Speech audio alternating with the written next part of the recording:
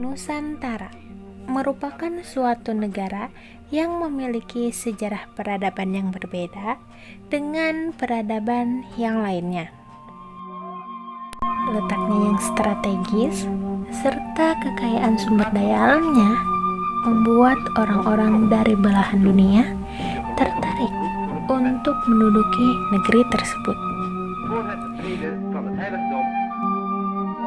Kedatangan mereka ke Nusantara membawa pengaruh terhadap perkembangan kebudayaan serta peradaban di Nusantara. Salah satunya ialah kedatangan Islam serta berbagai ajarannya ke Nusantara. Datangnya Islam ke Nusantara membawa pengaruh terhadap kebudayaan di Nusantara, sehingga Islam menjadi cerita tersendiri dalam sejarah peradaban di Nusantara. In plaats van de kerkklok is het een grote trom.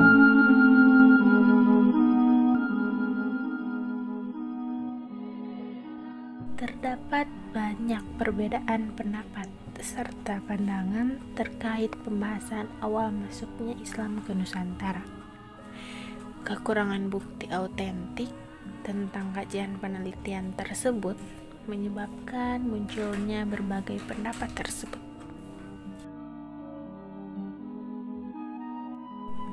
Perbedaan pandangan yang ada tersebut dapat dikelompokkan menjadi dua, yakni pendapat dari para sejarawan Barat dan pendapat dari para sejarawan Nusantara.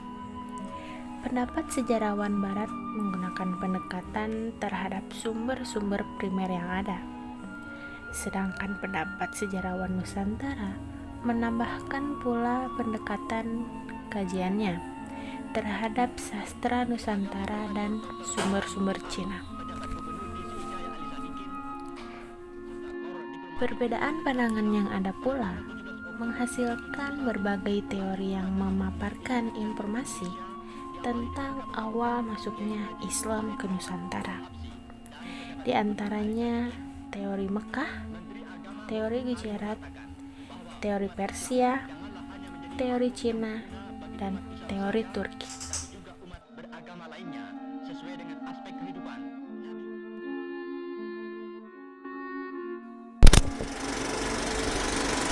Teori Mekah. Teori ini disampaikan pertama kali oleh seorang ulama besar yang dikenal sebagai Buya Hamka pada Dies Natalis Perguruan Tinggi Islam Negeri di Yogyakarta pada tahun 1958. Teori ini memaparkan bahwasanya Islam masuk ke Nusantara pada abad ke-7 Masehi oleh para pedagang yang datang langsung dari Arab. Dalam pemaparan materinya, ia menggunakan sumber lokal Nusantara serta sumber lainnya seperti Arab dan Cina sebagai bahan argumentasi. Ada beberapa bukti yang mendukung teori tersebut. Salah satunya ialah terdapat perkampungan perdagangan Arab Islam di pantai barat Sumatera pada 674 Masehi. Teori Gujarat. Teori ini pertama kali dikemukakan oleh J.P. Chnapel pada abad 19 dan dikembangkan oleh seorang orientalis yakni Snokhur Gronje. Adapun salah satu bentuk autentik yang menguatkan teori ini ialah adanya batu nisan Malik As-Saleh yang bertuliskan wafat pada 1297 Masehi, yang mana corak dari batu nisan tersebut sama dengan batu nisan yang ada di Gujarat.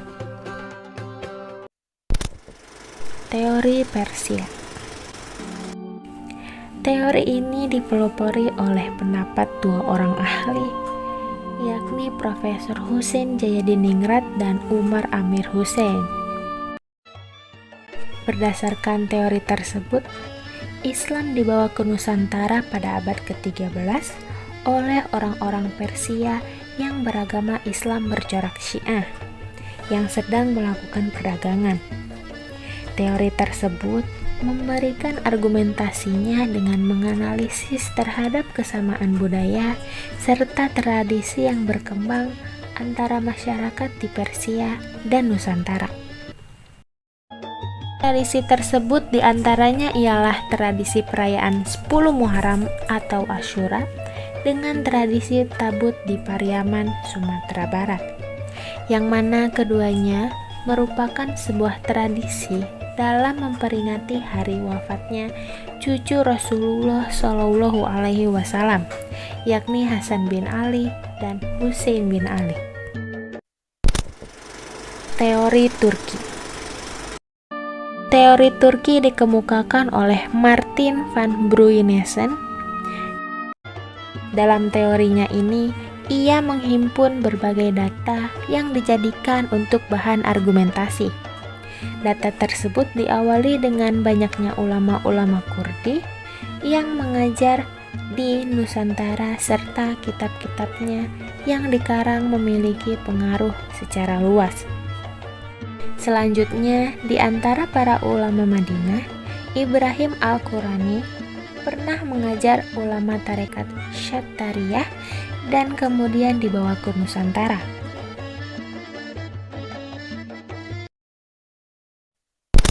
Teori Cina. Teori ini dikemukakan oleh Emmanuel Godinho de Herrera, seorang saintis Spanyol yang menulis pada tahun 1613 Masehi. Hal ini didasarkan bahwa Cina telah lama memiliki hubungan dengan masyarakat Nusantara, jauh sebelum Islam dikenal di tanah Nusantara. Beberapa hal yang dapat dijadikan bahan argumen bagi teori ini terdapat pada beberapa sumber, seperti kronik Cina, babat, dan hikayat.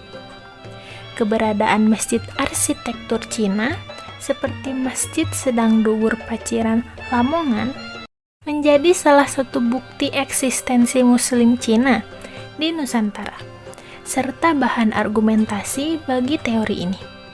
Walau, menurut beberapa sumber, teori ini bukan membicarakan awal masuknya Islam, melainkan membicarakan peran Cina dalam perkembangan Islam di Nusantara.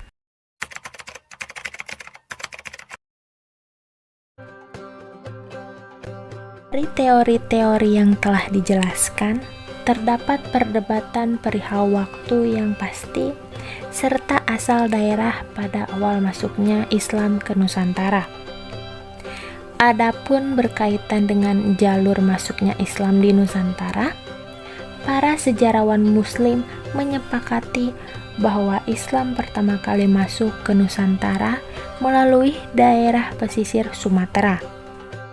Tersebut didasarkan pada fakta-fakta bahwa wilayah-wilayah di selatan Malaka telah menjadi jalur pelayaran internasional dengan hasil bumi yang melimpah serta menjadi wilayah yang strategis sebagai daerah lintasan penting antara Cina dan India, menjadikan wilayah barat Nusantara dan sekitar Malaka sebagai titik perhatian pada pedagang serta pelayar untuk menduduki daerah tersebut. Ada beberapa hal yang menjadi bukti bahwa awal masuknya Islam ke Nusantara melalui daerah Sumatera. Bukti tersebut diantaranya ialah pernyataan dari Buya Hamka bahwa berdasarkan berita Cina menyatakan terdapat perkampungan perdagangan Arab Islam di pantai barat Sumatera pada 674 Masehi. Adapun setelah Islam masuk serta berkembang di Sumatera, Islam kemudian menyebar ke beberapa wilayah Nusantara, di antaranya ialah Jawa dan Ternate.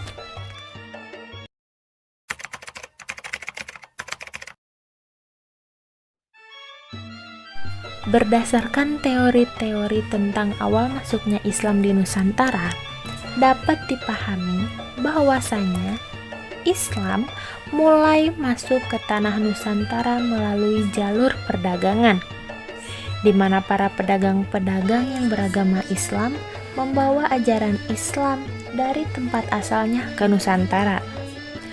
Para pedagang tersebut menetap di tanah Nusantara dan membuat sebuah komunitas kecil yang kemudian berinteraksi dengan masyarakat lokal yang ada di sana. Sehingga dari hal tersebut, Islam mulai diketahui serta dikenal oleh masyarakat Nusantara. Setelah keberadaan komunitas para pedagang Islam tersebut dapat berinteraksi serta diterima masyarakat, penyebaran Islam terjadi secara luas dan dengan berbagai cara yang beragam. Penyebaran tersebut terjadi melalui perkawinan, pendidikan, dan yang lainnya, sehingga membentuk suatu peradaban masyarakat Muslim di Nusantara yang membentuk kultural Islami masyarakat yang semakin baik melalui cara yang damai atau tanpa ada pertentangan dengan salah satu pihak.